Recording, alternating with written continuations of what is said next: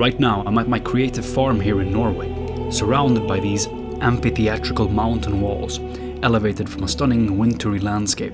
And I'm getting ready to head back to Sweden for Christmas. So before I go, I wanted to make a video that hits close to home for me right now.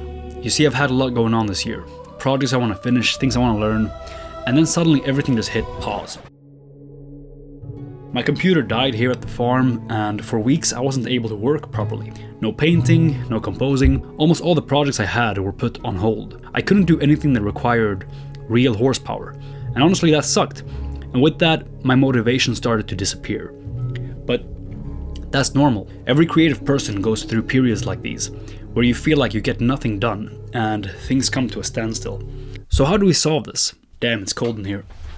That's better. The first way is to get inspired again. When I'm stuck creatively and with my energy, the first thing I do is try to get inspired again.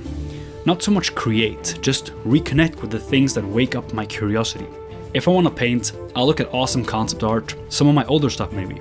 I'll listen to music that inspire me to compose again, and if I feel I want to get back into astrophotography, I'll look at my old photographs of deep space shots, crazy nebulae and surreal colors.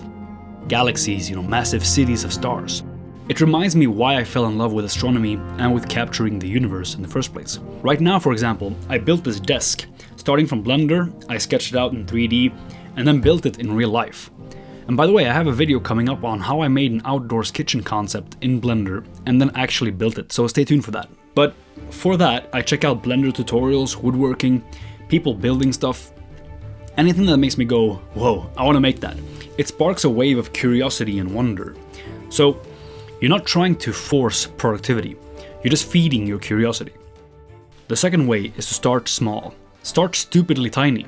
If I haven't painted a fantasy concept art in a long time, I don't try to create a whole epic piece that takes several hours. I make a few thumbnails, I play around with a brush, just putting the shapes down, and then the concept slowly emerges from that. And if I'm composing music, I'll just play a few chords, improvise a little bit, not a full song, just a vibe. You're not trying to make your best work, you're just reconnecting with the craft. You're touching it again. And this is where your expectations have to, take a hike. Small steps lower the barrier and wake up your creative muscles. Even if it's daunting to get started, you have to trust the process. And seeing small attainable results will drive your motivation forward. Which leads me to way 3, Newton's first law. Alright creators, we're gonna go full science mode here for a second with Isaac Newton. Newton's first law of motion states that objects at rest stay at rest, and objects in motion stay in motion, unless something forces them to change.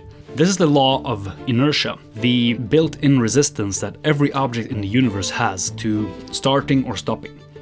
Does that sound familiar? You felt this in real life. Try to push a parked car. At the beginning, it's hard, it takes a lot of effort, but once the car finally starts rolling, suddenly it's easier to keep it rolling. It's even hard to get it to stop. This also ties into Newton's second law. Force equals mass times acceleration, which basically means that you don't need a massive force to move something. You just need a force, even a small one. And that small push creates acceleration. Once something is accelerating, stopping it becomes the harder part. So that was a lot of mumbo jumbo, but our productivity works exactly like this. When you haven't created anything for a while, you're not blocked, you haven't lost the touch. You're the parked car. You're fighting inertia. But the moment you take even the slightest action, a quick sketch, a few chords on the MIDI keyboard, a few minutes in Blender, that is your force. That's the push. And once you're rolling, you don't need motivation to keep going. Momentum carries you. Motivation just becomes the side effect. Way 4. The curiosity loop. The fourth way is something I rely constantly on when I'm stuck or when I want to learn something. I call it the curiosity loop. This is how I learn almost anything. Languages, welding, painting, composing symphonies, flying airplanes, fixing things, you get the point. And I have a video coming up on that as well, so stay tuned for that. Hit subscribe. Thank you so much. Anyway, it works like this. You get curious about something. You look it up just enough to understand the basics. You try it out, you see what actually happened, and then you tweak one thing, and you try again. And that's it. And here's why this helps with motivation. Every time you go through that loop, even once, a part of it, you create movement. That tiny force in Newton's cosmic laws.